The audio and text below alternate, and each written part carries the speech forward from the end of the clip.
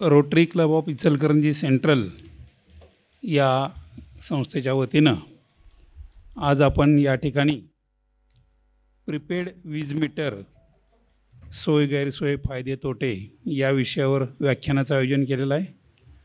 त्यासाठी व्यासपीठावर आजचे प्रमुख पाहुणे वक्ते प्रताप होगाडे उपस्थित आहेत। त्याचबरोबर रोटरी इचलकरंजी सेंटरचे अध्यक्ष नितीन कुमार कस्तुरे, सेक्रेटरी सुरेश चौगले आणि vocational service director Ram Mundada या ठिकाणी व्यासपीठावर उपस्थित आहेत। आपण सर्व या व्याख्यानासाठी या विषयाची माहिती घेण्यासाठी आलेल्या सर्वांचं मनापासून स्वागत आहे आणि क्लबच्या वतीनं संस्थेच्या वतीनं आजचे वक्ते प्रताप होगाडे यांचं स्वागत आपण बुके देऊन करूया। मी नितीन कुमार कस्तुरे यांना विनंती करतो की त्यांनी बुके प्रदान करून प्रताप होगाडे यांचं स्वागत करावं।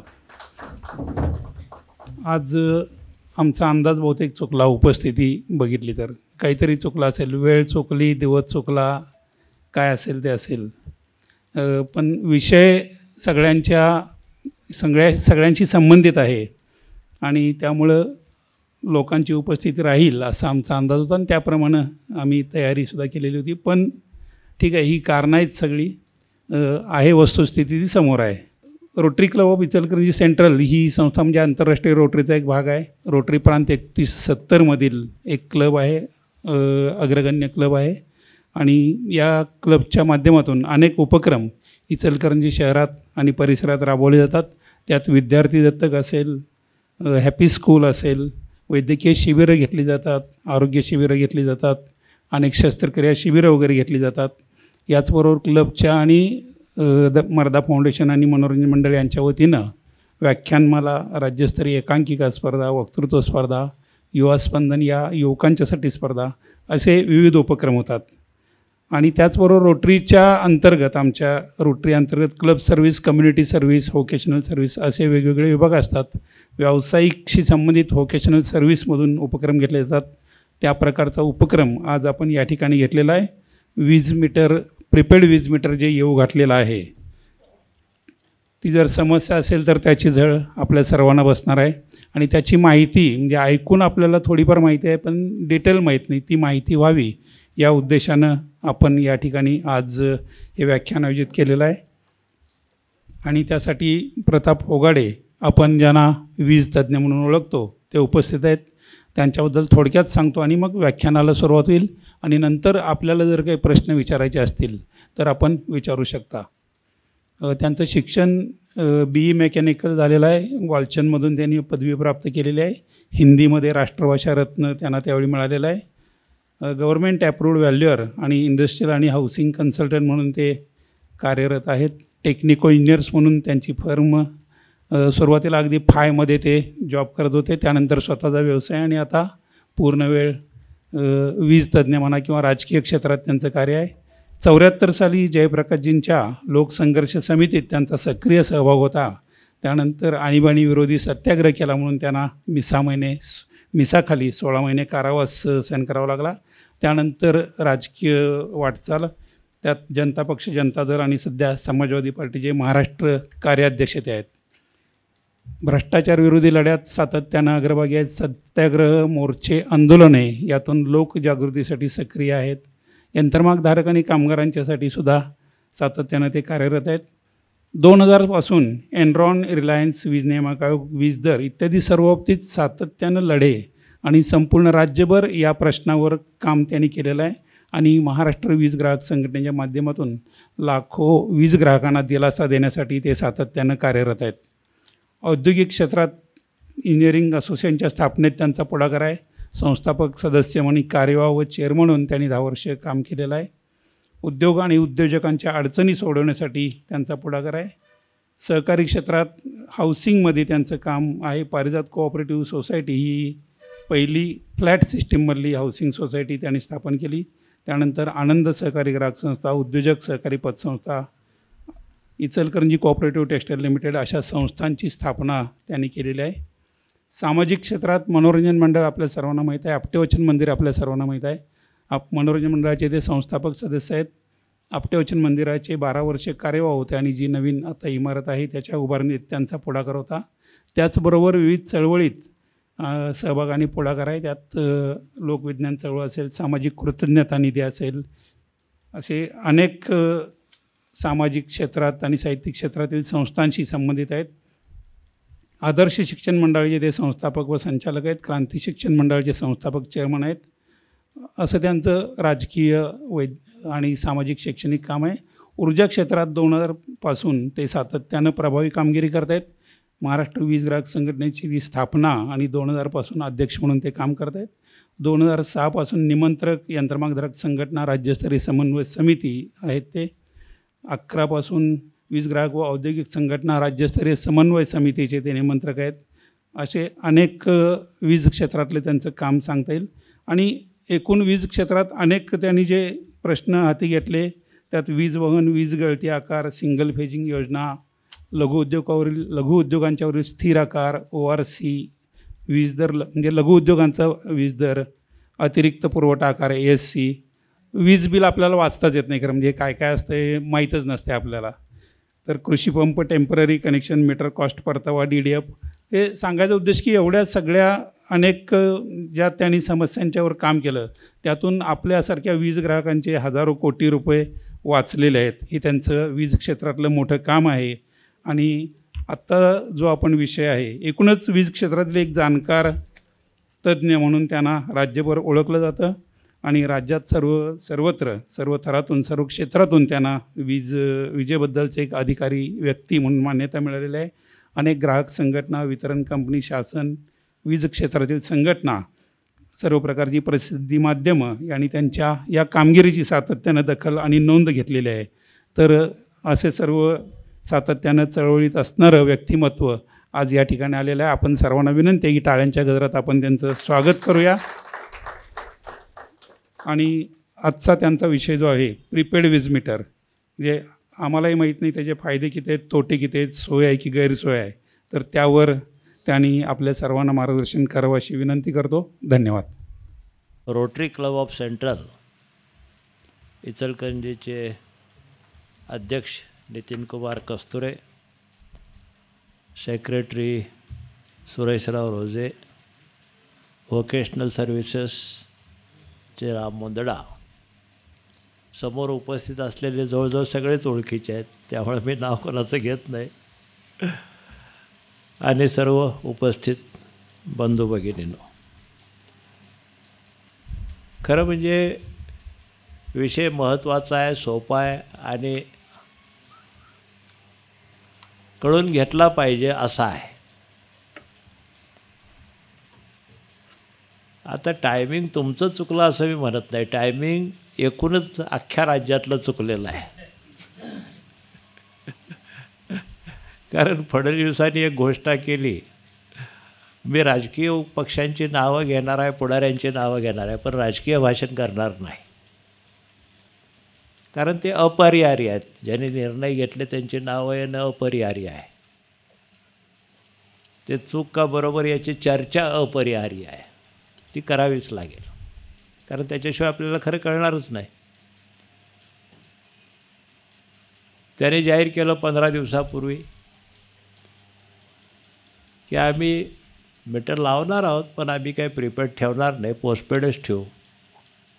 आणि लोकांचा एकदा विश्वास बसला की मग आम्ही ते प्रीपेड करू. हे 15, 16, 20 दिवसापूर्वी साधारणपणाला ते बोलले मंत्रालयातून. अधिकृत काही नाही, तोंडी घोषणा. आणि कालचा लोकसत्ता ज्यांनी वाचला असेल त्यांनी विश्वास पाठकांचं लेख वाचला असेल. विश्वास पाठकांनी बरोबर हेच म्हटले की आम्ही मीटर लावणार आहोत,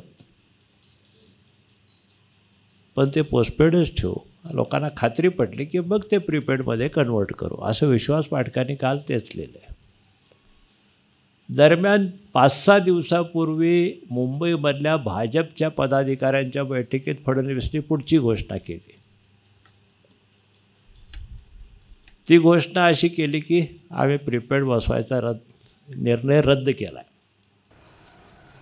300 युनिटचे आतले छोटे घरगुती ग्राहक आहेत त्या सर्वांचा प्रिपेड बसवायचा निर्णय आम्ही रद्द केला. आता ही भाजपा पदाधिकाऱ्यांच्या बैठकीतली घोषणा होती आणि ती सगळ्या टी व्हीला आलं. बावनकुळे बोलले, अनेक लोक बोलले आणि त्यामुळे बऱ्याच लोकांची अशी समजूत झाली की आता प्रश्न संपला. म्हणून मी म्हटलं संजय, टायमिंग तुमचं चुकलं नाही, टायमिंग अख्ख्या देशातलं चुकलं, महाराष्ट्रातलं चुकलेलं आहे. आणि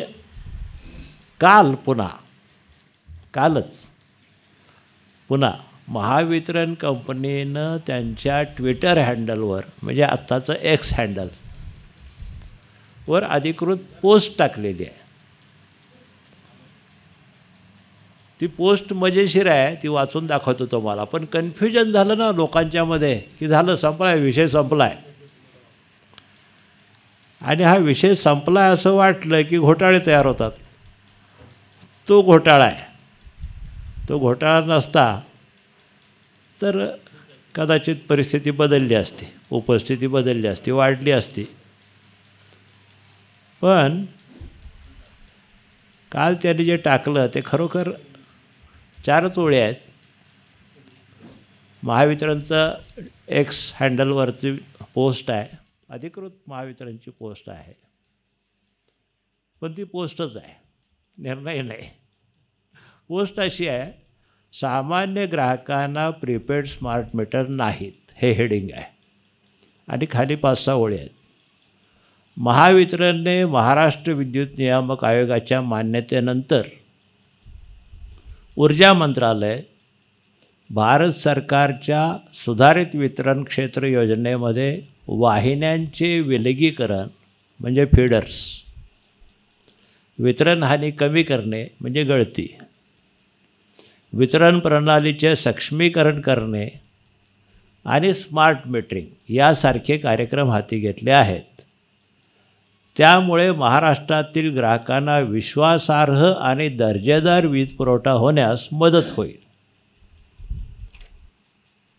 या योजनेमध्ये सिस्टीम मीटरिंग अंतर्गत सबस्टेशनमधील सर्व फीडरवर तसेच वितरण रोहित्रावर आणि सर्व सरकारी कार्यालयामध्ये स्मार्ट मीटर बसवण्यात येत आहेत. अधिकाऱ्यांच्या घरात बसवण्यात येणार आहेत असं म्हटलेलं नाही. म्हणजे अधिकाऱ्यांचं कर्मचाऱ्यांचे बसवले म्हणून जी बातमी होती त्याचं काय झालं, कदाचित ते थांबणार असेल. कारण शेवटी त्या अधिकाऱ्यालासुद्धा वैयक्तिक आपल्या घरात प्रीपेड पाहिजे का पोस्टपेड पाहिजे हा अधिकार त्याचा आहे ना, हा अधिकार काही तुमचा नाही. त्यामुळे ते गाळलं त्याने हुशारीनं. सर्वसामान्य ग्राहकांना मात्र प्रीपेड स्मार्ट मीटर बसवण्यात येत नाहीत. एवढंच वाक्य आहे, एक वाक्य, अख्ख्या एक वाक्य आहे. आणि ह्याचाही परिणाम झाला. मला सकाळपासून पत्रकारांची फोन आहेत, मी कंटाळलो, हे काय उत्तर द्यावं.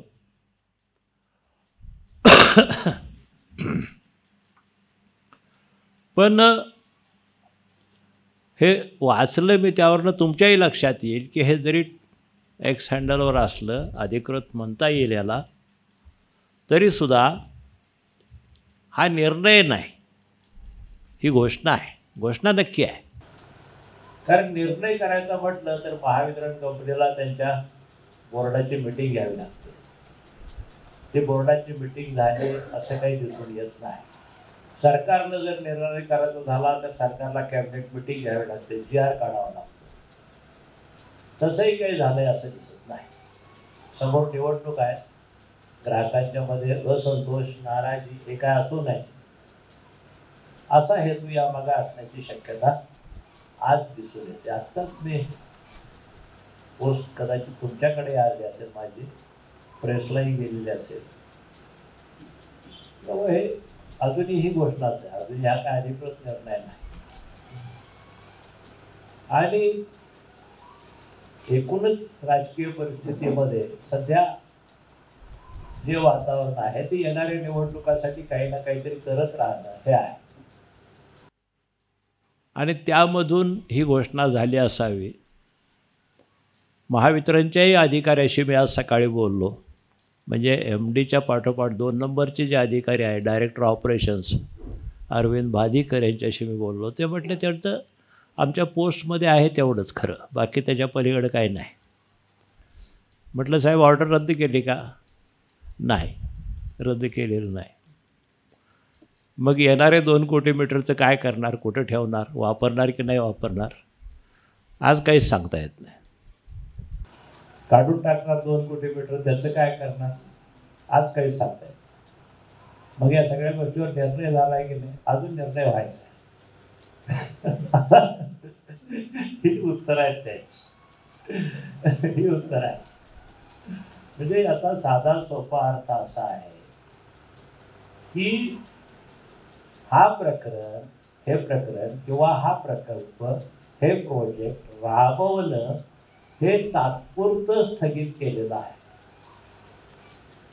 त्याचा अगदी उघड स्पष्ट अर्थ असा आहे की हे तात्पुरती स्थगिती आहे. ऑर्डर्स कोणाच्या रद्द केलेलं नाही, त्यांचं काम चालूच आहे. मग सध्या फिडरवर लावा, ट्रान्सफॉर्मरवर लावा, त्याचं काय आम्हाला मान्यच आहे, त्याच्याबद्दल आमचा काही वादही नाही. सरकारी कार्यालयात लावा, हे चालू ठेवायचं आणि मग निवडणुकानंतर जे होईल ते होईल. एक उदाहरण देतो मी तुम्हाला त्याचं. म्हणजे ह्या गोष्टी होतात आणि मग त्या आंदोलनातली हवा निघून जाते.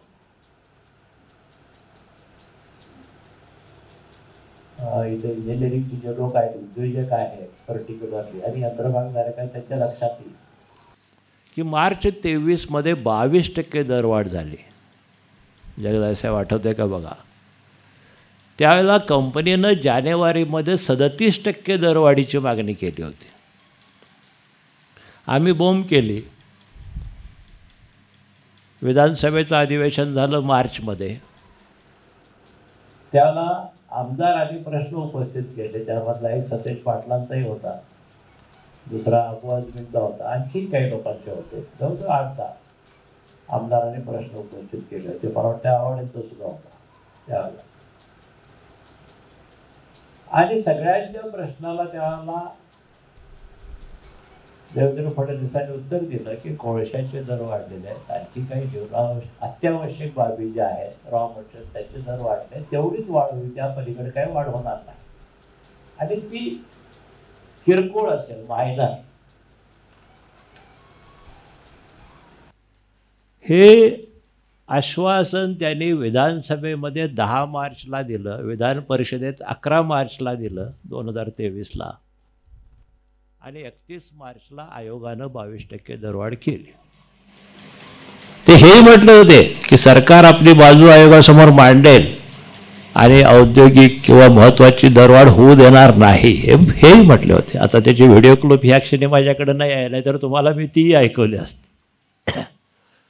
पण प्रत्यक्षामध्ये ते काही घडलं नाही आणि 22% दरवाढ लागली. त्यातला पहिला टप्पा मागच्या एप्रिल 23मध्ये लागला, दुसरा टप्पा एप्रिल 24ला लागला, आणि आता तर आपण सगळेच बोंब मारतो आहोत प्रचंड दर वाढले म्हणून. आत्ता आमचा ॲव्हरेज कॉस्ट ऑफ सप्लाय ही 9.25 रुपये ते 9.5 रुपये झालेली आहे. कागदोपत्री अधिकृतरित्या 9.29 रुपये, मग ते कमी अधिक होत असतं. ॲव्हरेज कॉस्ट ऑफ सप्लाय हा 9.25-9.5च्या दरम्यान गेलेला आहे. आणि देशामध्ये आपण हायेस्ट आहोत. शेजारच्या सर्व राज्यापेक्षा आपण 25% ते 40% जास्त आहोत. गुजरातपेक्षा 40% जास्त आहोत. कर्नाटकपेक्षा 20 ते 25% जास्त आहोत. ही मार्च 23मधल्या आश्वासनाची गोष्ट मी एवढ्यासाठी सांगितली की हे आश्वासन सुद्धा त्या स्वरूपाचंच आहे. मग विधानसभेचं आश्वासन जर पूर्ण होत नाही तर बाहेरचं कसं होणार, ही रास्त शंका माझ्या मनामध्ये आहे. त्यामुळे जोपर्यंत निर्णय अधिकृतरित्या शिक्कामोर्तब होत नाही तोपर्यंत केवळ मग आजचं वातावरण थंड करणं एवढाच भाग आहे असं दिसतं. हे सगळं निवडणुकांच्यासाठी आहे. पण प्रत्यक्षात काय आहे, तुमच्या माझ्यासाठी काय आहे, ह्या मीटरचे नेमके फायदे काय आहेत आणि तोटे काय आहेत, हा आपला विषय आहे.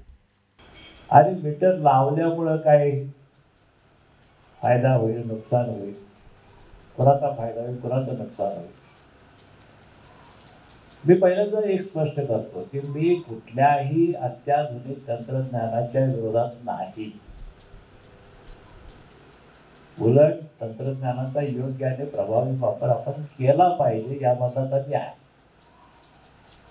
2000 साली ज्यावेळेला आम्ही सुरुवात केली त्यावेळेला सुरुवातीला लोक सांगायचे आहोत काय ते मीटर आले, आम्हाला कसं कळायचं बरोबर आहे की नाही.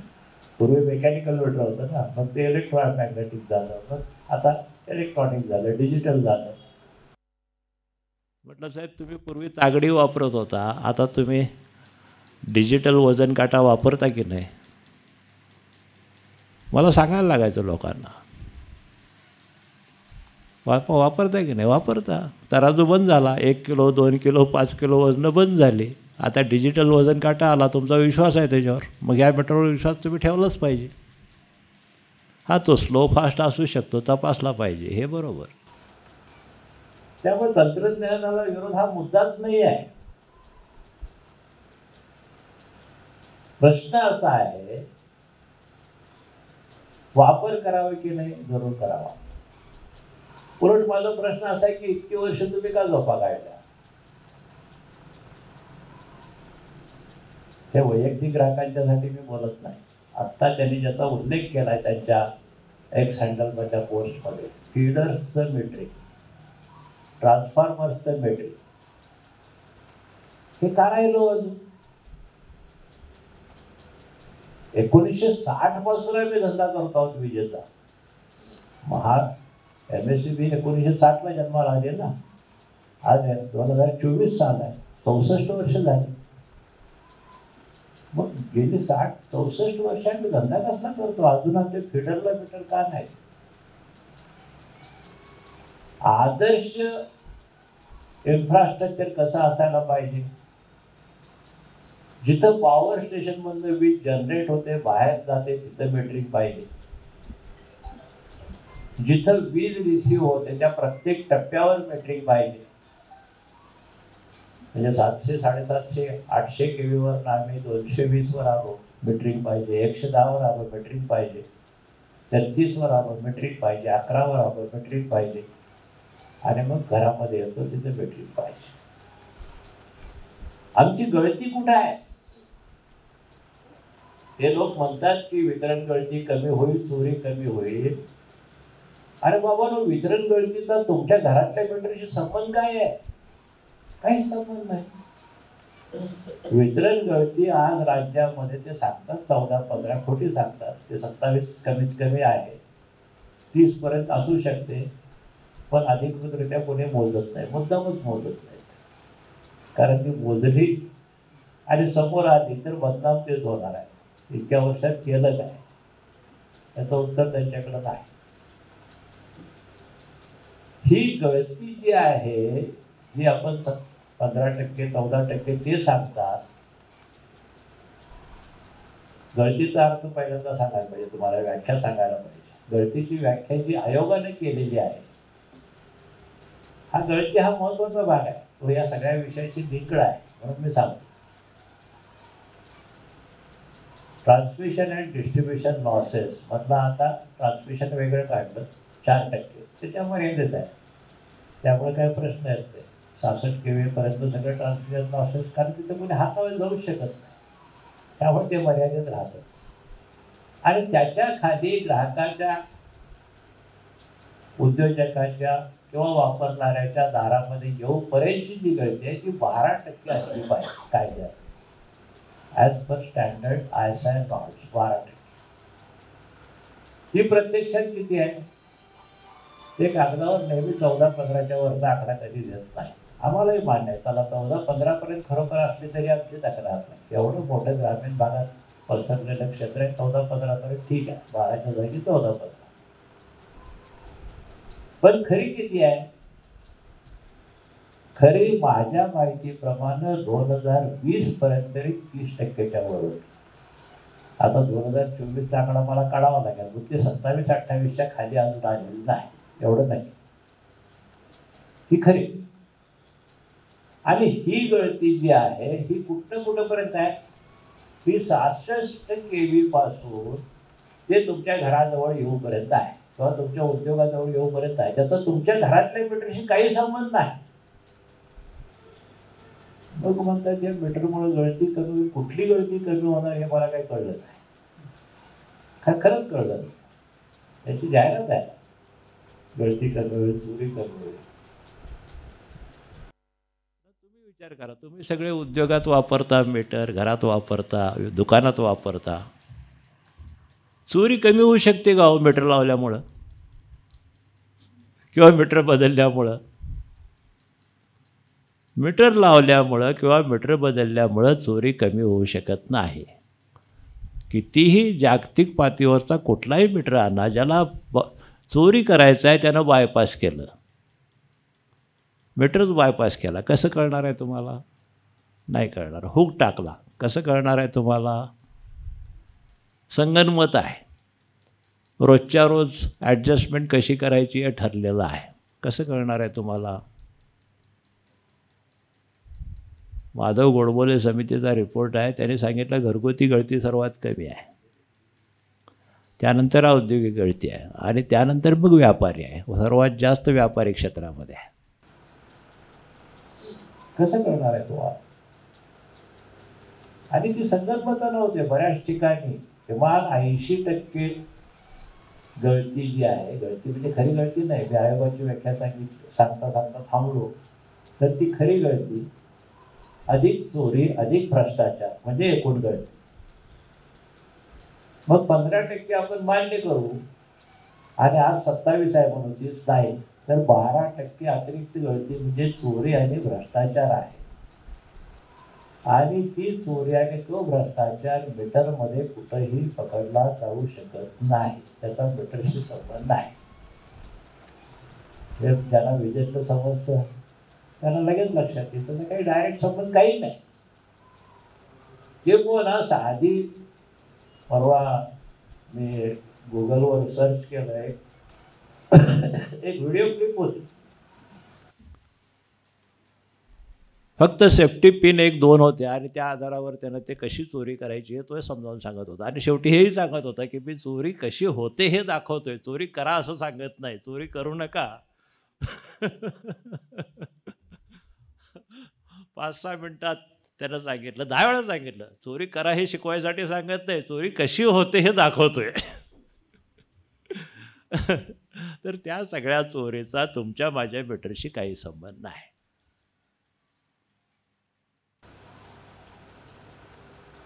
मग मीटरमुळं फरक नेमका काय पडला बदलल्यावर? एक फरक पडू शकतो की तुमची मोजणी अधिक अचूक.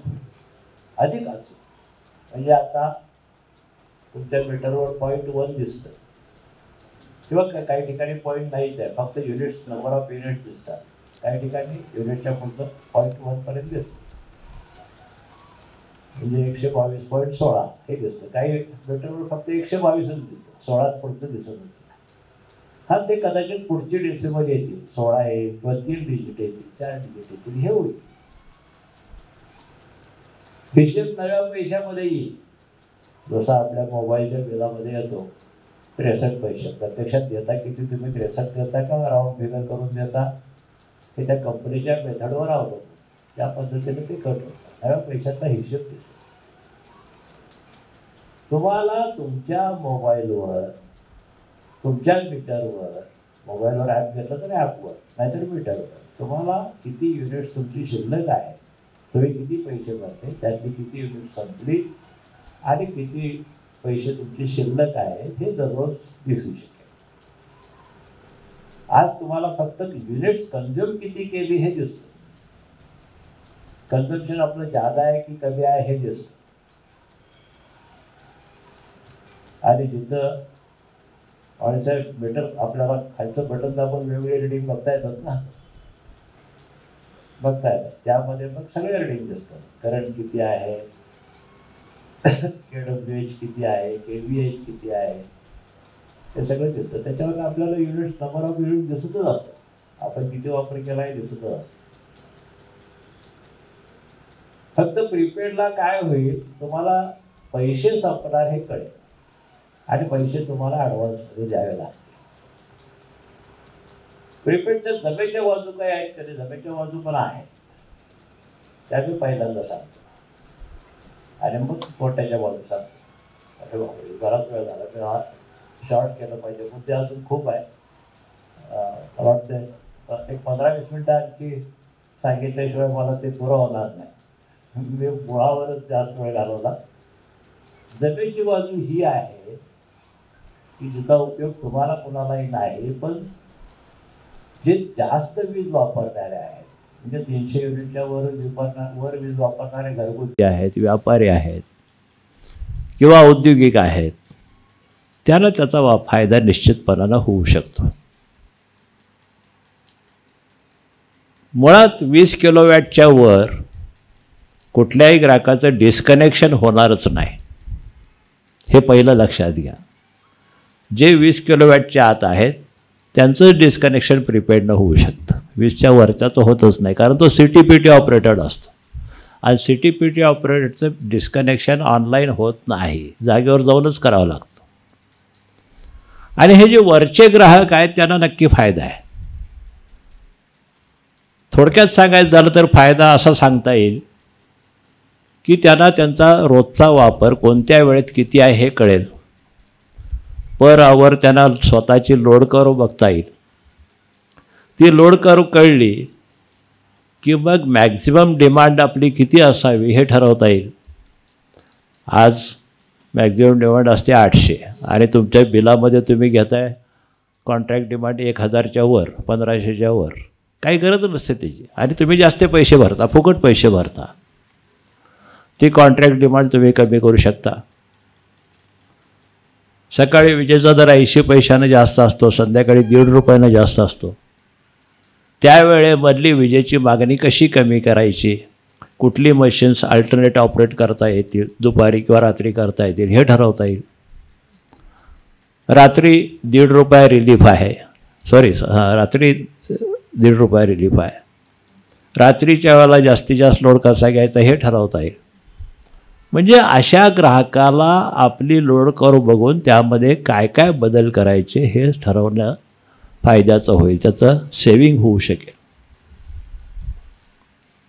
ही त्या मीटरची खरी फायद्याची बाजू आहे. पण तिचा उपयोग सामान्य ग्राहकाला 300 युनिटच्या आत वापरणारे, म्हणजे आता माझं घरगुती बिल 150-150 युनिट होतं. माझ्या घरामध्ये AC नाही. ज्या घरामध्ये AC नाही तिथलं बिल काही 300 युनिटच्या वर जात नाही.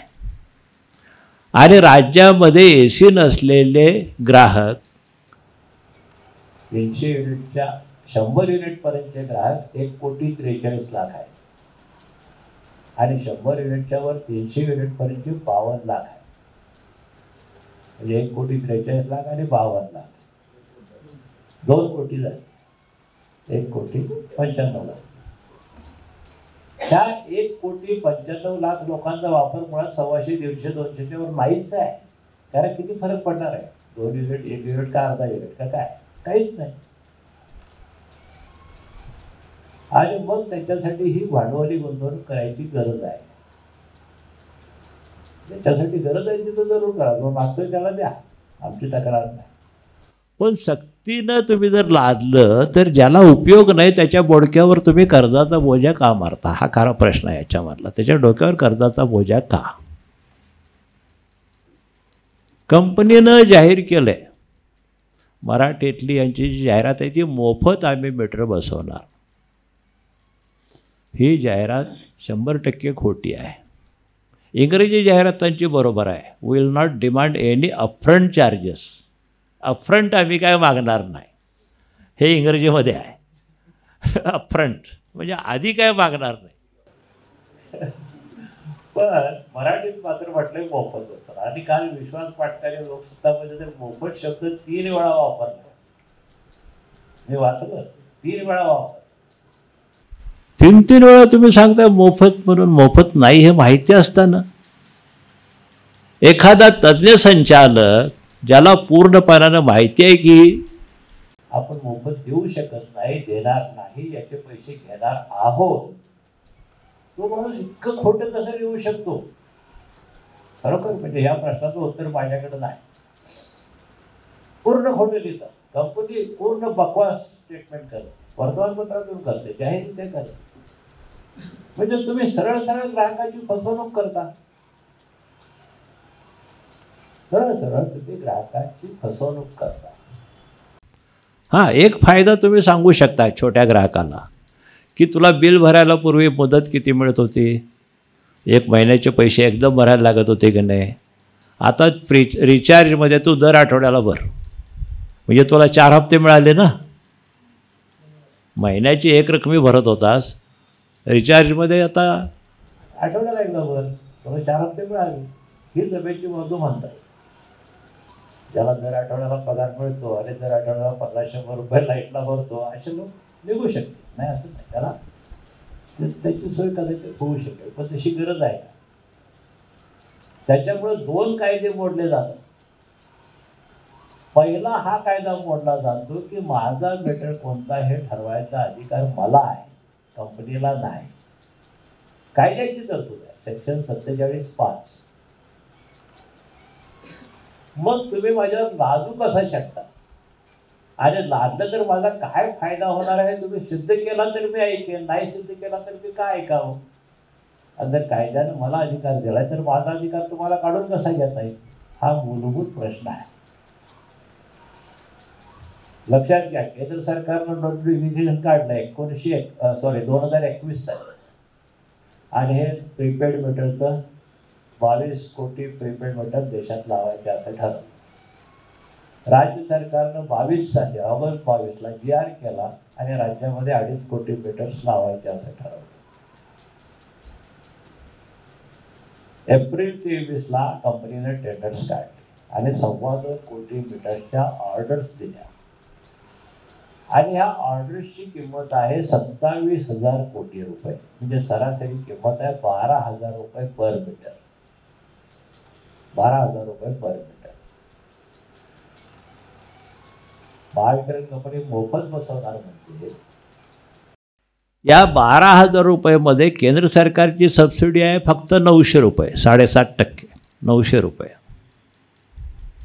उरलेले 11,100 रुपये हे तुम्ही कुठनं घेणार. विश्वास पाठक असं म्हणतात की आम्ही मीटरचे पैसे घेणार नाही, पण आमची चोरी कमी होईल, आमची गळती कमी होईल, विजेचा अचूक वापर होईल, आणि त्यामुळे आमचा खर्च वाचेल. खर्च वाचेल म्हणजे महावितरणचे 20,000 कर्मचारी बेकार होतील, आणि बिलं वाटणारे, पैसे कलेक्ट करणारे अशी जे 2 लाख लोक राज्यभर आहेत तेही बेकार होतील. 2.25 लाख लोक बेकार होतील, तेवढे पैसे वाचतील. तर त्यातनं हे पैसे जातील. असे पैसे जात नसतात. त्याला सिस्टीम आहे. हे 2000 पासूनच्या सिस्टीममध्ये मी काम करतोय, त्यांना सगळ्यांना माहिती आहे. 25 कोटी रुपयाच्या वरचा कुठलाही भांडवली खर्च असेल तर पहिल्यांदा आधी आयोगाची मान्यता घ्यावी लागते. महाराष्ट्र विद्युत नियामक आयोगाची मान्यता घ्यावी लागते. 27,000 कोटी रुपयाचा खर्च आहे.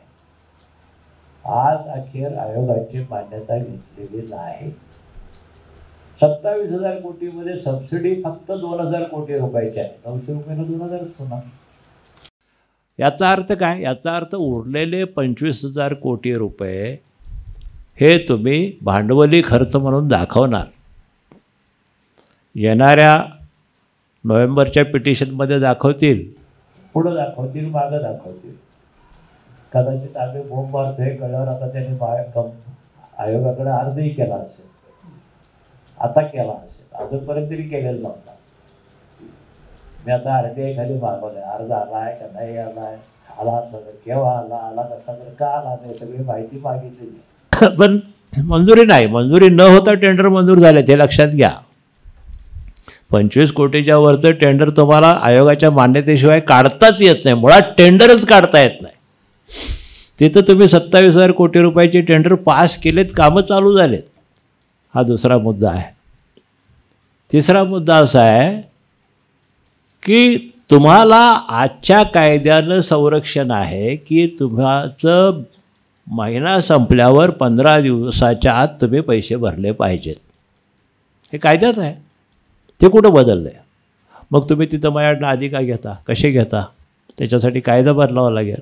वादा करता ठीक आहे, मान्य करू की तुम्ही मला रिबेट देता, कारण रिबेट हा एक फायदा आहे. 2% तुमच्या वीज आकारावर आणि इंधन समायोजन आकारावर 2% रिबेट, म्हणजे एकूण बिलाच्या साधारण 1.5 ते 2.25% रिबेट तुम्हाला मिळेल. हा फायदा आहे. पण मुद्दा असा येतो की माझं पैसे भरायची मुदत संपल्यावर बिलामधली पुढं मला 15 दिवसाची नोटीस द्यायची ही कायद्याची तरतूद आहे.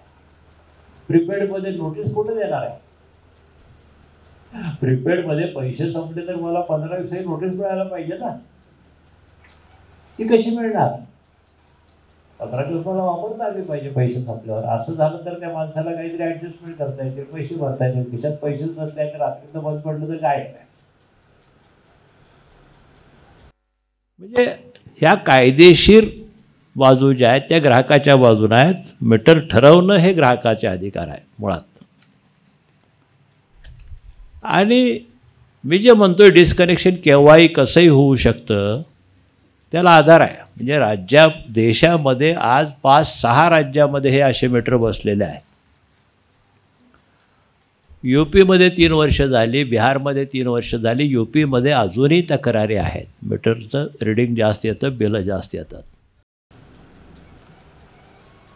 बिहारमध्ये मीटर जम्पिंगच्या तक्रारी आहेत. जंप होतं आणि रात्रीतनं त्याचा म्हणजे बिहार UPतली एक किस्सा सांगतो, बिहारचा एक किस्सा सांगतो. UPमध्ये जवळजवळ 1,20,000 ग्राहकांची वीज एकाच वेळी गेली आणि 48 तास गेली. कशामुळे झालं? त्यांच्या यंत्रणेत ऑपरेटिंग सिस्टममध्ये काहीतरी बिघाड झाला आणि तो बिघाड झाल्यामुळे सगळंच बंद पडलं. आता कुणाचं किती नुकसान झालं असेल हा काय बघा. सगळ्यांना नुकसान भरपाई मिळाली, 100 रुपये मिळाले. बिहारमधला एक किस्सा आहे. बिहारमध्ये त्यांच्या यंत्रणेत काहीतरी घोळ झाला आणि सगळ्यांचे बॅलन्स मायनसला गेले. सगळ्यांचे म्हणजे लाखो लोकांचे बॅलन्स मायनसला गेले. त्यांना ते सुधारतात येईना, दुरुस्त करता येईना. लोक भांडायला लागले. मग त्यांनी जाहीर करून टाकलं की 1 महिना आम्ही कुणाचंच डिस्कनेक्शन करणार नाही. आम्ही सगळं आमचं नेटवर्क दुरुस्त करू, आमची सिस्टम दुरुस्त करू आणि मग नंतर डिस्कनेक्शन करू. तो पण करणारच नाही. UPमध्ये प्रॉब्लेम आहे, बिहारमध्ये आहे, हरियाणामध्ये आहे, राजस्थानमध्ये प्रीपेड लागले. पण प्रीपेड लागले तरी त्या लोकांनी प्रीपेड स्वीकारलेलं नाही, पोस्टपेडच ठेवलंय. असे 70% लोक जवळजवळ पोस्टपेडमध्ये आहे. गुजरातमध्ये विरोधात आंदोलन चालू झालं आहे, नागपूरमध्ये विरोधात आंदोलन चालू आहे. नागपूरमध्ये तर तिथल्या लोकांनी ऊर्जा मंत्र्यांच्या घरासमोर निदर्शनं केली. अशा अनेक राज्यामधले हे किस्से आहेत. आणि ह्या राज्यामध्ये जर असं झालं तर मग आमची सिस्टम भक्कम कशी आहे ह्याचं तुम्ही कुठंतरी निश्चित खात्री केल्याशिवाय, ती फुल प्रूफ आहे ह्याची खात्री पटल्याशिवाय ती ग्राहकांवर तुम्ही अशा पद्धतीने लादता कामा नये. उद्या अदानीनं मनात आणलं तर अदानी 1,16,00,000 लोकांची वीज बंद करू शकतो. कारण 1,16,00,000 लोकांची यंत्रणा अदानीच्या हातात असणार आहे. असं काही होऊ शकतं. म्हणजे हे कुणाला तरी तुम्ही ग्राहकाला ॲश्युरन्स दिला पाहिजे.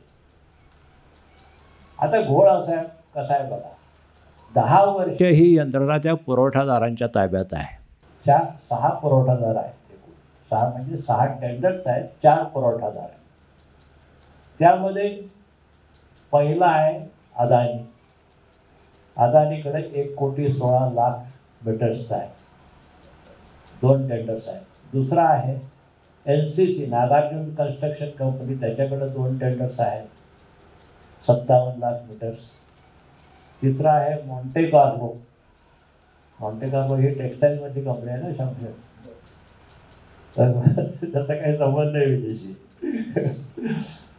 त्याच्याकडे 30,00,000 मीटर्स आहेत. आणि चौथा आहे जिनस. जिनस हा 1 मीटर उत्पादक आहे. या 6 पैकी 5 उत्पादक नाहीच आहे. अदानीचा काही संबंध नाही मीटरशी, NCCचा नाही, मॉन्टे कार्लोचा नाही. 1 उत्पादक आहे. आणि मग हे 5 लोक नेमकं कोणते मीटर आणणार? बाजारातून घेणार, HP कडनं घेणार, सिक्युअर कडनं घेणार, LNT कडनं घेणार, कुणाकडनं घेणार? का चायना ब्रँड आणून माझ्या लेबल मारून आपलं देणार आम्हाला? काय क्वालिटीचा माल आणणार आणि त्याचं काय गुणवत्ता असेल हे मला कसं कळणार आहे? त्याचं तुम्ही ॲश्युरन्स पारदर्शीपणानं लोकांना सांगा ना, तुम्हाला काय करायचं आहे ते. तुम्ही अजून आज अखेर कुणालाही सांगितलेलं नाही, तपशील कुणालाही माहीत नाही. बरं, यंत्रणा अदानीच्या ताब्यात राहणार आहे, पैसे तुमचे भरलेले अदानीकडे जाणार आहेत. 10 वर्ष अदानी किंवा NCC किंवा जिंदास किंवा मॉन्टे कार्लोकडे जाणार. 10 वर्ष तो स्वतःकडे जमा करणार आणि 90 दिवसानंतर महावितरणला देणार. ह्यात महावितरणचा काय फायदा आहे का? शून्य. महावितरणकडे आज तुमचं माझं डिपॉझिट आहे. ज्या दिवशी तुम्ही प्रीपेड घ्याल त्या दिवशी तुमचं डिपॉझिट त्याने ॲडव्हान्सला कन्वर्ट केलं पाहिजे. आणि ॲडव्हान्सला कन्वर्ट केलं की ते संपेपर्यंत तुमचं मीटर चालू राहणार, तुमची वीज चालू राहणार. म्हणजे महावितरणकडचं डिपॉझिट शून्यावर आलं. म्हणजे महावितरणला 1.5-2 महिने उत्पन्न होणारच नाही पैशाचं, बिलाचं. आणि 1.5-2 महिन्यानंतरचं जे उत्पन्न सुरू होणार आहे ते अदानी 90 दिवसानं तुम्हाला 91व्या दिवशी देणार. म्हणजे किमान 4 महिन्याचे पैसे अदानी किंवा NCC किंवा मॉन्टे कार्लो किंवा जिनस बिनव्याजी वापरतात. लक्षात घ्या, ही गणित फार विचित्र आहेत. पण हे बिनव्याजी वापरणार. आणि महावितरणला जे माझं तुमचं डिपॉझिट आज 4%, 5% व्याजानं आहे ते जाणार. आणि महावितरणला उद्या कर्ज काढावं लागलं तर 10%च्या कोण कर्ज देत नाही. आता BFC आणि RECचं आता जे कर्ज आहे या योजनांच्यासाठी ते 10% व्याजाचं आहे. म्हणजे 4-5%चं डिपॉझिट परत द्यायचं आणि 10%चं कर्ज काढायचं. हा महावितरणचा फायदा आहे. आणि अदानीचा फायदा तर आहे, त्याच्या यंत्रणा लागत राहणार, पैसे वापरणार तो 4 महिने. आणि त्यांनी लायसन्स मागितलेलं आहे, 4-5 ठिकाणची लायसन्स पुण्याचं मागितलं आहे, वेगवेगळे 3-4 ठिकाणी त्याने आता डिस्ट्रीब्युशन लायसन्स मागितलेलं आहे. ते जर लायसन्स मिळालं तर मग यंत्रणा, पैसे तुमचे आणि यंत्रणा त्यांची. पैसे तुमचे पण यंत्रणेची मालकी त्याच्या ताब्यात जाणार. अशी पद्धत होण्याची शक्यता फार मोठी आहे. मीटरची खरी किंमत किती आहे? आयोगाच्या मंजुऱ्याच्या प्रमाणे आणि तुम्ही आम्ही बाजारातनं जे मीटर घेतो त्या मीटरची किंमत सिंगल फेज मीटरची आहे 2600 रुपये. हा तुम्ही घेताना तुम्हाला 3000 लागते, त्याच्या टेंडरला 2600. आणि 3 फेज मीटरची किंमत आहे 4050. आपल्याला कदाचित 4500 लागत असते, एवढा फरक पडू शकतो. मग ज्या मीटरची किंमत 2600 किंवा 4000 आहे त्याच्यामध्ये एक ऑपरेटिंग सिस्टम टाकायची प्रीपेडची. त्याचा खर्च किती? आपण धरू 1000 रुपये. हे मी हवेत बोलत नाही बरं का, याचे पुरावे आहेत माझ्याकडे. 10 वर्ष तुम्ही ऑपरेशन मेंटेनन्स सांभाळा, ठीक आहे. 10 वर्षाचे 20% धरा, ओएनएम 2% आपण देतो. म्हणजे 1000 ते 6000 झालं, 6500 धरा, 7000 धरा, 12000 का? त्याचा हिशेब मला काय अजून लागलेला नाही. आणि हे पैसे पण आम्ही का घालायचे? मी मगाशी सांगता राहिला तो मुद्दा. आयोगाकडे प्रत्येक वेळेला कंपनीला आपलं पिटिशन सादर करावं लागतं आणि त्या पिटिशनमध्ये मागणी करावी लागते. अशा ज्या योजना असतील त्यांची मंजुरी, पूर्वमंजुरी घ्यावी लागते. आणि पूर्वमंजुरी जरी घेतली तरी त्याचं व्याज किती, घसारा किती, ओव्हरटाईम किती हे सगळं त्या बजेटमध्ये यावं लागतं आणि ते मंजूर होतं. पाठक म्हणतात ग्राहकांच्यावर एक पैसाही लागणार नाही. लागणार का नाही? 25,000 कोटी रुपयाचा खर्च होणार की नाही? होणार. कॅपिटल एक्सपेंडिचर झाला, घसारा तुम्हाला क्लेम करावा लागेल का नाही? करावाच लागेल. व्याज क्लेम करावं लागेल का नाही? करावंच लागेल. रिटर्न ऑन इक्विटी क्लेम करणार की नाही? करावंच लागेल. ह्या तिन्हीची बेरीज येते ना 30 पैसे पर युनिट. आणि ग्राहकाकडनं एक पैसाही घेणार नाही. तुम्ही म्हणता कसं? तुम्ही डायरेक्ट पैसे नाही घेत, तुम्ही इनडायरेक्टली पैसे घ्या. कारण शेवटी पण बाकीची यंत्रणा आहे त्याच्याबद्दल आम्ही तक्रार करते बरं काय.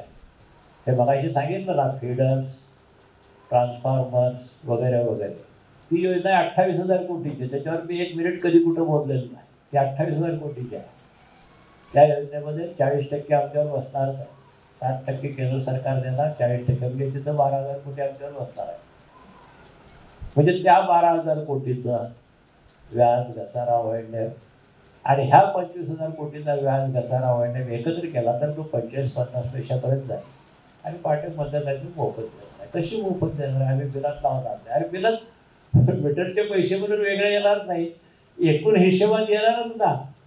जसं 22% मार्च 23ला आलं तसं उद्या पुन्हा 22% येणार, येणाऱ्या एप्रिलमध्ये येऊ शकतं.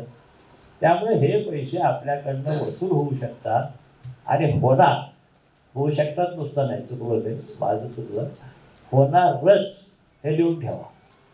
त्याला दुसरा ऑप्शन नाही आहे. वेगळ्या पद्धतीने ते घेता येत नाही, वेगळ्या पद्धतीने काही करता येत नाही. आणि हे जर घोषणा रद्द केली म्हणतायत, घोषणा रद्द केली योजना, तर मग 25,000 कोटी रुपये कोण घालणार आहे हे पण सांगा ना. ते मीटर्स कुठं जाणार आहेत हे पण सांगा. ते मीटर्स खरेदी करणार की नाही, टेंडर्स रद्द करणार का? आणि रद्द केली तर मग त्यांचे पैसे कोण देणार, कसे देणार? ते माझ्या डोक्यावर लागता कामा नये, असा प्रश्न त्या ठिकाणी निर्माण होतो. मी मग सांगितलं यामध्ये रोजगार कमी होणार आहे आणि तुमचा माझा ग्राहकाचा आता हे कुठल्या दिशेनं चाललंय हे मी म्हणतोय. त्याचं कारण असं आहे की यामध्ये एक जाता लक्षात राहून जातं, अर्थात ते फार महत्त्वाचं नाही, ह्यात इलेक्ट्रॉनिक बॉन्डमधून सुद्धा पैसे गेलेले आहेत. इलेक्ट्रॉनिक बॉन्डमध्ये चंदालो धंदालो हे मध्यंतरी चाललं होतं, तशा पद्धतीने इलेक्ट्रॉनिक बॉन्डमध्ये NCC नागार्जुन कन्स्ट्रक्शन कंपनी आहे, बांधकाम कंपनी आहे बरं काही, ती काही वीज कंपनी नाही. त्यांनी 60 कोटी दिले, 25.5 कोटी दिले. असे हे सगळे त्याच्याशी संबंधित विषय आहेत. त्यामुळे सामान्य ग्राहकाचा फायदा एवढाच होऊ शकतो की त्याला 4 हप्ते मिळू शकतात किंवा रिबेट मिळू शकतो, बाकी या पलीकडे फायदा नाही. पण किमान त्याचा दर 30 पैसे पर युनिट ते किमान 40-45 पैसे पर युनिट वाढू शकतो. त्यामुळे सामान्य ग्राहकाला उपयोग नाही, म्हणून आम्ही म्हणतो की 300 युनिटच्या आतल्या ग्राहकाला तर तुम्ही रद्द करा.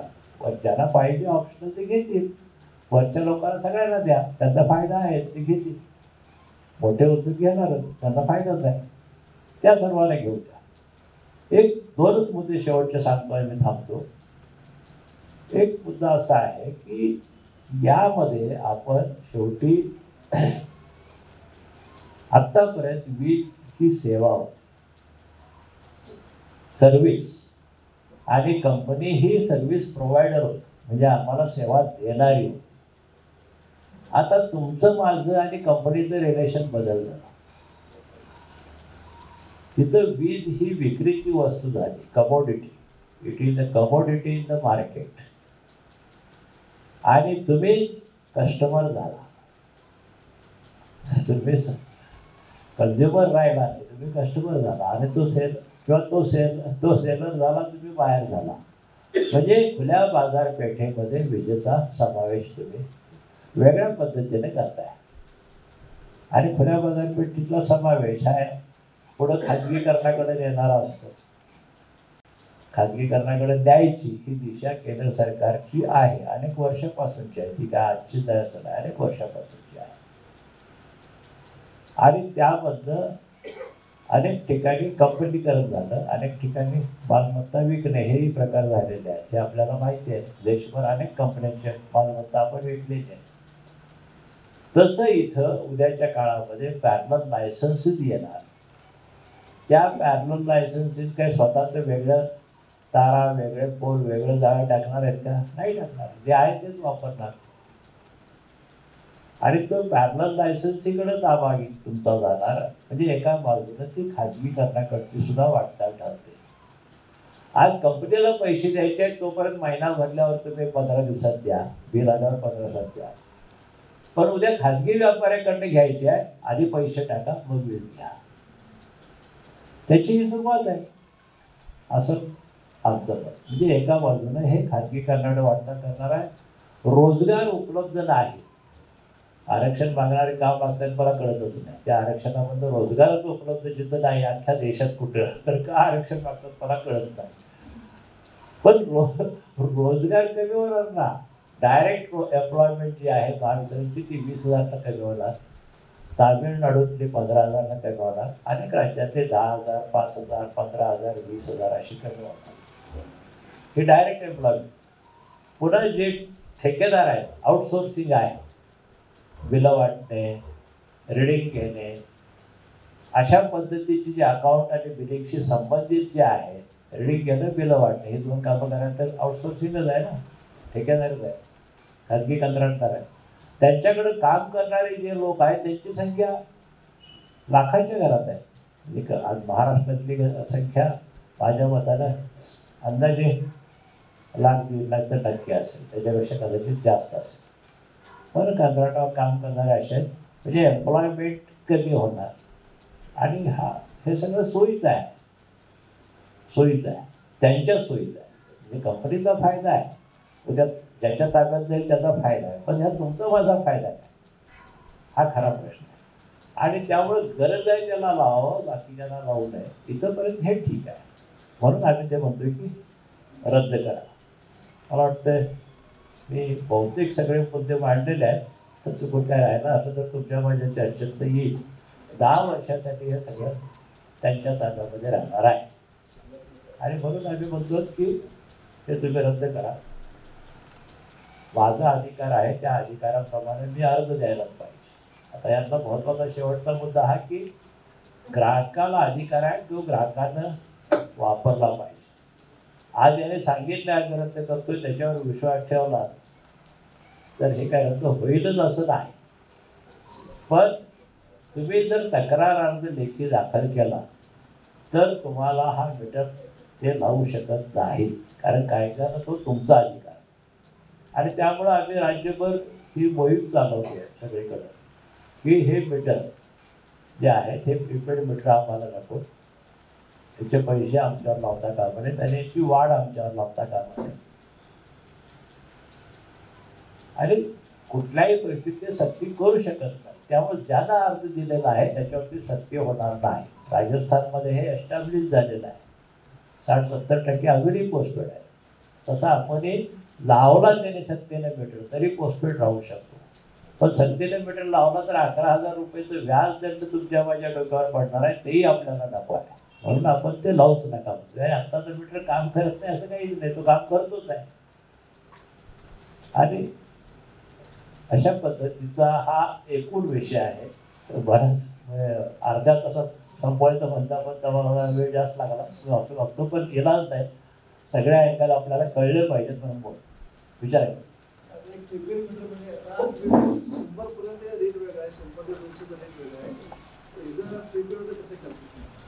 नाही कसं आहे सांगतो. पुन्हा मंथली बिलिंगचा मुद्दा आहे तुला, कारण महिन्याच्या एकूण बिलामध्ये स्लॅब बदलतात तुमचे. 100, 300, 500 असे स्लॅब बदलतात. उद्योगाला 200च्या आत, 200च्या वर किंवा 50च्या आत, 50च्या वर, 20च्या वर, 50च्या वर असे स्लॅब येतात. आणि प्रत्येक ठिकाणी वेगळे स्लॅब आहे. तिथं सगळीकडं आज महावितरणचं बिलिंग ज्या पद्धतीनं होतं आणि जे सॉफ्टवेअर वापरलं जातं तेच वापरलं जातं. पण बिलिंग तुम्हाला कंपनी देणार नाही, बिलिंग तुम्हाला अदानी देणार किंवा कदाचित कंपनी पण देईल. ते अजून अधिकृत आलंच नाही. उद्या तुमचा मीटर बंद पडला, तुम्ही कुणाकडे जायचं? कंपनीच्या ऑफिसमध्ये जायचं का अदानीकडे जायचं? हे माहीत नाही. कारण मालक अदानी कुठं बसलाय, दिल्लीत आहे का मुंबईत आहे का आणि कुठं आहे? नागार्जुन तर हैदराबादला आहे, मॉन्टे कार्लो तर परदेशात आहे. त्यामुळे तक्रारी कुणाकडं? हे सगळं प्रश्न शेवटी ते असंच म्हणणार की महावितरणच्या ऑफिसला या नेहमीप्रमाणे. पण यंत्रणाच त्याच्या ताब्यात आहे. पण त्यावर महावितरणच्या ऑफिसला गेलं की तो अदानीकडे कळवणार किंवा मॉन्टे कार्लोला कळवणार, आणि मी कळवलंय थांबा वाट बघा, उत्तर आले की मग सांगतो, असंच होणार ना. ह्याचा स्पष्ट खुलासा काय आहे? काहीच नाही.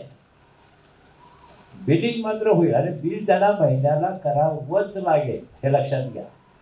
कारण मंथली बिल झाल्याशिवाय तुमचे स्लॅब ठरत नाही, स्लॅब वाईज बिलिंग होत नाही. मंथली बिल झाल्याशिवाय तुमचा इन्सेंटिव्ह कसा ठरणार? लोड फॅक्टर इन्सेंटिव्ह आहे, वेगळा इन्क्रिमेंटल कन्झम्पशन रिबेट आहे किंवा मंथली रिबेट आहे, प्रॉम्प्ट पेमेंट डिस्काउंट देणार की नाही, हा पुन्हा माझा मुद्दा आहे. 1% प्रॉम्प्ट पेमेंट डिस्काउंट आता मला आहे, पण तो 1% मला मिळायला पाहिजे आणि पुन्हा 2% रिबेट मिळायला पाहिजे. तेच की मंथली बिलिंग करावंच लागेल. ते केल्याशिवाय तुम्हाला बेनिफिट कॅल्क्युलेटच होत नाही. त्यामुळे मंथली बिलिंग इज मस्ट, ते करावंच लागेल त्याला. आणि ते आत्ता ज्या पद्धतीनं होतं त्याच पद्धतीनं, फक्त ते येणार कदाचित कंपनीच्या शिक्क्याने किंवा अदानीच्या शिक्क्याने टाकणार की. आत्ताच्या सॉफ्टवेअरला जसं आहे महावितरणच्या सेम माझ्यामध्ये तेच वापर करतील, तेच सॉफ्टवेअर वापरतील, बिलिंग तिथंच होईल. फक्त बिल तुम्हाला हँड डिलिव्हरी पार्ट, हा मीटर फक्त बोलत आहे हँड डिलिव्हरी पार्ट, त्यालाच ती यंत्रणा जोडलीच आहे.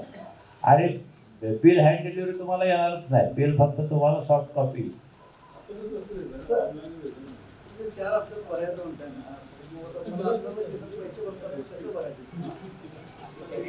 एक लक्षात घ्या, तुम्हाला प्रीपेड जर घेतलं तुम्ही तर 4 हप्ते मिळू शकतात म्हटलं जर आठवड्याला भरलं तर. हे जरी भरलं तुम्ही तरी महिन्याला ज्यावेळेला बिल होईल त्यावेळेला फरकाची रक्कम तुमच्यावर डेबिट होणार किंवा तुम्हाला क्रेडिट होणार. लक्षात आलं का? मी समजा माझी सरासरी एक 4,000 रुपये आहे, मी दर आठवड्याला 1,000 रुपये भरले. मंथली बिलात मला बिल 4,000 नाही आलं, 5,000 आलं, तर 5,000 1,000 माझ्या खात्यावर डेबिट दिसणार त्या दिवशी लगेच. त्यामुळे तुम्हाला 1,000 रुपये ॲडव्हान्स भरून ठेवावे लागतील जास्त, नाहीतर ते त्या दिवशी बंद पडेल, डिस्कनेक्ट होईल. आयोगाच्या परमिशन शिवाय जर झाले तर आयोग सुमोटो ऍक्शन घेऊ शकत नाही. चांगला प्रश्न आहे, मुद्दा बरोबर आहे. आयोग सुमोटो ऍक्शन घेऊ शकतं की नाही? 100% घेऊ शकतं. आयोगाला अधिकार आहेत की नाही? आहे, 100% आहे.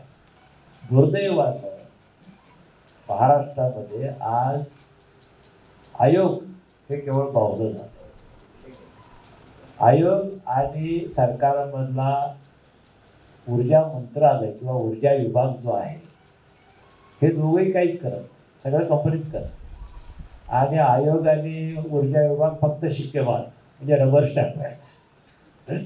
अशी अवस्था झाल्यामुळं आयोग काय, अर्थात आम्ही आयोगापुढे ऑब्जेक्शन घेणार आहोत, आम्ही वाट बघतोय. मी RTI खाली जो अर्ज दिला तो त्यासाठीच दिलाय की तुम्ही आलाय का आयोगासमोर हे तरी सांगा आधी. आणि आले नसते तर पहिलं ऑब्जेक्शन हेच असणार आहे की तुमची परवानगीच नाही तर it cannot be considered in the tariff petition for the purpose of your expenses, you cannot consider it. हा मुद्दा येणारच आहे. आणि त्या मुद्द्यावर आपण ॲप्टेलपर्यंत सुद्धा जाऊ शकतो, सुप्रीम कोर्टापर्यंत सुद्धा जाऊ शकतो. ॲप्टेलला आत्ता ऑलरेडी माझी केस आहे, ती स्मार्ट मीटरच्या मुद्द्यावर नाही. त्या ॲप्टेलला केस तुमच्या सगळ्यांच्या मदतीमधूनच आपण केली. त्याचा एक फायदा झाला आपल्याला. मार्च 23ला त्याने जो निकाल दिला त्या निकालाच्या विरोधात आपण ॲप्टेलला गेलो. आणि आपल्याकडे स्ट्रॉंग पॉईंट होता ऑडिट ऑब्जेक्शन्स. म्हणजे ऑडिटरचे रिमार्क्स इतके ॲडव्हान्स होते की याचं काहीच कंप्लायन्स नाही, फिजिकल व्हेरिफिकेशन नाही, लाखो कोटींचे फरक होते. म्हणजे येणे देणे 10,000 कोटीचा फरक, अमक्याचं येणं 16,000 कोटीचा फरक, असे फरक होते. आणि हे सगळे आम्ही त्याच्यासमोर मांडले. पण ॲप्टेलनं त्याच्यावर कंप्लायन्स, व्हॉट अबाउट कंप्लायन्स, मग कंप्लायन्स पद्धतीने सांगितलं की कंपनीला आता कंप्लायन्स दिलेला आहे आणि आम्ही त्या कंप्लायन्सवर हिअरिंग करतोय, समोर हिअरिंग करतो. मग ॲप्टेलनं सांगितलं की तुम्ही हिअरिंग करा आणि कंप्लायन्स करून घ्या. कंप्लायन्स नाही झालं तर आम्ही यांना पुन्हा आमच्यासमोर यायला परवानगी देतो. आता ती केस हिअरिंगला आहे 5 जुलैला. ती 5 जुलैला हिअरिंग होईल. त्याच्यानंतर कंप्लायन्स, मला खात्री आहे की यांचा कंप्लायन्स अजून 5 वर्षही होत नाही. 19-20 साल अजून झालेलं नाही. ते आता अप टू डेट 23 सालापर्यंत 24 सालापर्यंत कसं करणार आहे? 5 वर्ष 10 वर्ष लागतील. असली पाहिजे, नाही आहे दुर्दैवानं. कारण खरं म्हणजे ऑडिट आणि त्याच्याशी संबंधित जे नियम कायदे आहेत त्याप्रमाणे त्यांनी हे करायलाच पाहिजे. They must do it. आणि जर झालं नसेल तर त्याने कॅगकडं हे करायला पाहिजे.